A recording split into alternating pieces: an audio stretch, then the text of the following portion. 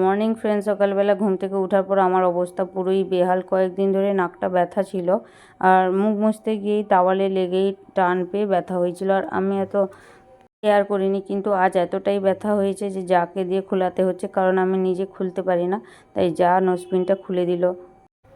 তো খালি রাখা যাবে না, তাই কয়েকটা তোলা ছিল সেই কটাই বের করেছি, তাদের মাঝখান থেকে একটা পরবো।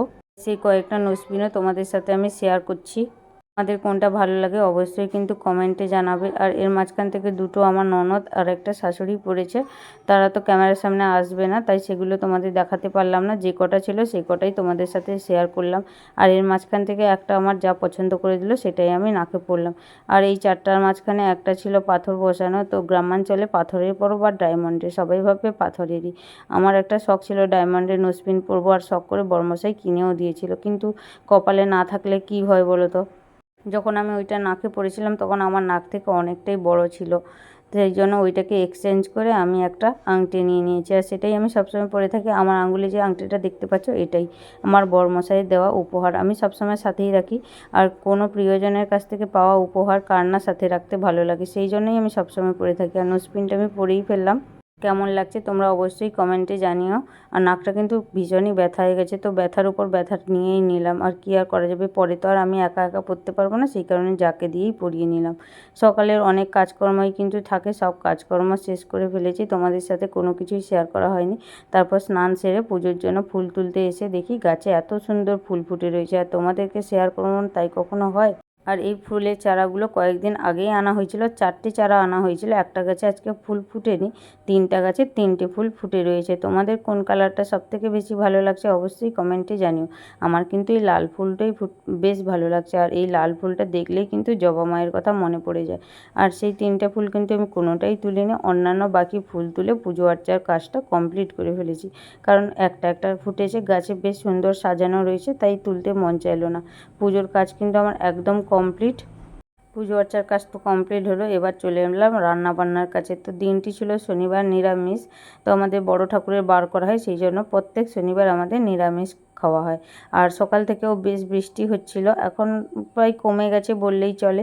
কিন্তু আমাদের বাড়িতে কিন্তু সবাই বেশ ভালোবাসে খিচুড়ি খেতে, তাই আমি বললাম যে আজকে খিচুড়ি হয়ে যাক। মা তো বাজার যায়নি, আর বাড়িতে যেই সবজিগুলো ছিল সেগুলো দিয়েই কিন্তু খিচুড়িটা রান্না করা হবে।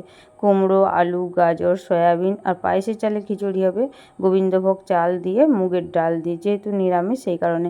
আর একটা তরমুজও ছিল সাথে করে, তরমুজটা অর্ধেক আমি কেটে নিলাম, কারণ খিচুড়ি খাওয়ার পরে কিন্তু তরমুজ খেতে বেশি ভালো লাগবে না, তাই এখন অর্ধেকটা কেটে নিলে একটু একটু করে খাওয়া যাবে, আর বাকিটা বিকেলে কাটলে আবার খাওয়া হবে।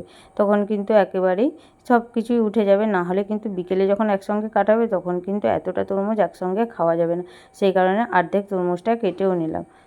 মেপে নিয়েছি গোবিন্দভোগ চাল, আর এখানে আমি 500 গ্রাম চাল নেব, আর সাথে নেব 1 কৌটা মুগের ডাল। তো খিচুড়ির চাল ডালের পরিমাণ যদি পারফেক্ট হয়, খিচুড়ির টেস্টও কিন্তু ভালো আসে। আর মুগের ডালটা কিন্তু আমার শাশুড়িমা নিয়ে গেছে উনুনে, যেহেতু আমাদের দুপুরে উনুনে রান্না হয়, সেখানেই মা ডালটাকে ভেজে ধুয়ে তারপর রান্না করবে। আর আমি এখানে ঘরে চালটা ধুয়ে ভালো করে পরিষ্কার করে মাকে দিয়ে এলাম। তারপর মশলার জন্য নিয়ে নিয়েছি এখানে পোস্ত, কাজু বাদাম, বড় সাইজের 2টো টমেটো, আদা আর কাঁচা লঙ্কা। তোমরা এতটা কাঁচা লঙ্কা দেখে ভাবছো এটাকেও বাটবো, হ্যাঁ গো বাটতে হবে।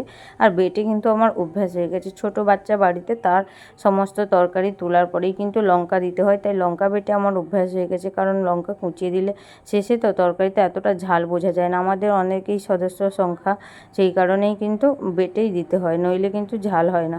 বসে গেছি আমি আলু কাটতে, পোস্ত ছড়িয়ে আলু ভাজা হলে কি জমে খিচুড়ির সাথে, তাই আমি পোস্ত ছড়িয়ে আলু ভাজার জন্য আলুটা কেটে নিয়েছি। আর আলু কাটতে বসে দেখো ঝপ করে চলে গেল কারেন্ট। তো বেশ ভালো লাগলো না অন্ধকারে, তাই অন্ধকারে বসে বসে আলুটা কাটলাম। আলুটা কেটে নেওয়ার পর কাঁচকলা, বেগুনি আর কুমড়োর জন্য কুমড়ো, বেগুনটাও কেটেছি। কারেন্ট তো আসেনি, তাই তোমাদের সাথে শেয়ারও করা হয়নি কোনো কিছুই। তারপর এখন এসছে কারেন্ট, সব কিছু কাজকর্ম শেষ করার পরে। তো বেগুনি, কুমড়ো চপ ভাজা হয়েছে, পোস্ত ছড়িয়ে আলু ভাজা হয়েছে, আর সাথে হয়েছে কয়েকটা কাঁচকলা ভাজা। আমার শ্বশুরমশাইয়ের সুগার, উনি তো আর আলু খান না, ওই জন্য কাঁচকলা ভাজা। আর আমার পুচকু আর আমার ননদও ছিল, ননদের মেয়ে, ওরা খালি মুখে বেগুনিগুলো খেয়েছিল, সেই কারণে খিচুড়িতে আর দেওয়া হয়নি। আমার মেয়েরও শরীরটা ঠিক ভালো ছিল না, তাই জন্য ওকে কাঁচকলা ভাজাটা দেওয়া হলো। আজকে শনিবার, আর আমার মেয়ের শনিবার রবিবার দুদিনই কিন্তু নার্সারি স্কুলে ছুটি থাকে। আর এটা হলো আরেকজন এসছে, আমার জায়ের ছেলে, ও সেদিকে বসছিল ফোন নিয়ে খেতে, ওর খাওয়া দাওয়া শেষ, তাই সেই কারণে এখানেই চলে এসছে। আর এখনকার দিনের বাচ্চা ফোন ছাড়িয়ে কিন্তু কোনো কিছুই হয় না। আমার ননদের মেয়ে আর আমার মেয়ে দুজনেই বসছে দুটো ফোন নিয়ে, আর তার মাঝখানে এসে ঢুকে গেছে আমার জায়ের ছেলে, সে কোন ফোনটা দেখবে খুঁজে পাচ্ছে না। যাই হোক, বাচ্চা কাচ্চাকে খাইয়ে দেওয়ার পর আমরা বড়রা সবাই মিলে খাবো, আর খাওয়া দাওয়ার পর কিন্তু জমিয়ে একটা ঘুম দিতে হবে, কারণ খিচুড়ি খাওয়ার পর জমিয়ে ঘুম না দিলে হয়, বৃষ্টির দিনে বলে কথা। আর আমার জায়ের ছেলে দেখো আবার মাঝখানে গলে পড়েছে, সে কোনটা দেখবে না দেখবে কনফিউজ হয়ে যাচ্ছে। যাই হোক, সমস্ত কিছু খাওয়া দাওয়া কমপ্লিট করার পর এক ঘুম দিয়ে তারপর এসেছি ছাদে। যখন এসেছিলাম তখন কিছু বৃষ্টিটা বন্ধ ছিল, আবার আসতেই দেখো আবার বৃষ্টি পড়া শুরু হয়ে গেছে। এই হচ্ছে বর্ষাকালের নিয়ম।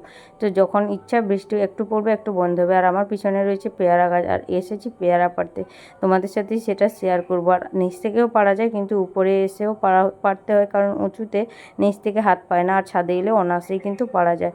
আর এই পেয়ারাগুলো কিন্তু খেতে দারুণই লাগে, আর তোমাদেরকে আমি সেটা শেয়ারও করবো। আর এখানে রয়েছে একটা আকুশি, আর এটাকে আমি যখনই পেয়ারা পাড়ি ঘরের সাথে এখানে দেওয়ালে দাঁড় করিয়ে রাখি। তোমরা কি বলো এটাকে জানি না, আমাদের এদিকে এটাকে আকুশি বলা হয়।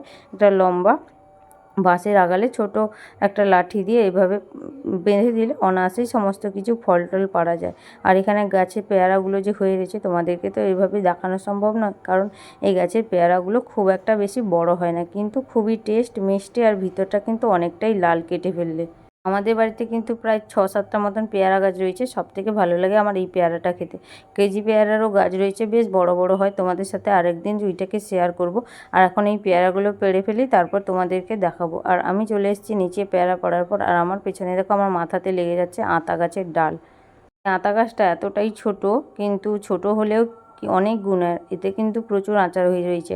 আর এই আতাগুলো কয়টা রয়েছে আমি তোমাদেরকে দেখাচ্ছি, যে গুনতে পারবে গুনে নিও। আর এখানে এই গাছটার বয়স প্রায় 2 বছর মতন হবে, আগের বছরও আতা হয়েছে। আর এটা কিন্তু বীজ থেকেই আতা গাছটা হয়েছে, এটাকে তেমন যত্নও নেওয়া হয়নি, কিন্তু বলে না যত্ন না করলেই বেশি তাড়াতাড়ি বড় হয়, ফল দেয়, এটাই কিন্তু বাস্তব। যে গাছের অত বেশি যত্ন করা হয় ততটা দেয় না। আর এই গাছটা যত্ন করা হয়নি, আগের বছরও অনেক আতা হয়েছিল, এবছরও হয়েছে। আর আতা দেখাতে দেখাতে একটা পেয়ারা দেখতে পেয়ে হাত বাড়িয়ে কিন্তু পেড়েও নিলাম। তোমাদের আগেই বলেছি পেয়ারাগুলো খুব একটা বেশি বড় নয়, কিন্তু প্রচুর স্বাদের, মিষ্টিও, আর ভিতরটা অনেকটাই লাল। এই আতা গাছে যতগুলো আতা রয়েছে সবগুলোই আমার হাত পেয়ে যাবে, শুধু উপরের দুটো বাদ দিয়ে। আর এখানে যে পেয়ারাগুলো পেড়ে রেখেছিলাম ওইগুলো দেখো সব কটা নিচে পড়ে রয়েছে। এগুলো সবগুলো আমি উপরে গিয়েই পেড়েছি, নিচে নেমে কিন্তু একটাও পেয়ারা পারিনি। নিচে নামলে তো তাহলে অনেকই পেয়ারা পেতাম। একসাথে পেড়ে লাভ নেই, গাছের পেয়ারা যখন খুশি পারা যাবে তখন খুশি খাওয়া যাবে। আর যদি একবার হনুমান আসে তাহলে কিন্তু একটাও ভাগ্যে জুটবে না। যাই হোক, যে কটা পেরেছি সে কটাই আমি এখন তুলে নিচ্ছি ঝুড়িতে। তোমরা কোন কি ফল খেতে ভালোবাসো অবশ্যই কমেন্টে জানিও। আমার কিন্তু বেশ ভালো লাগে আনারস, তারপরে পেয়ারা। আমাকে যদি সারাদিন পেয়ারা খেতে দিতে হয় তাহলে আমি কিন্তু অনায়াসেই খেয়ে ফেলবো, কারণ আমার পেয়ারা ভীষণই ভালো লাগে। আর তোমাদের কার কী ফল ভালো লাগে অবশ্যই কমেন্টে জানিও। পেয়ারা পাড়া তো আমার কমপ্লিট, এবার যাবো আমি বাড়ির দিকে। তোমরা লাইক কমেন্ট করতে থাকো। আজকের মতন টাটা, ভিডিওটি পর্যন্ত।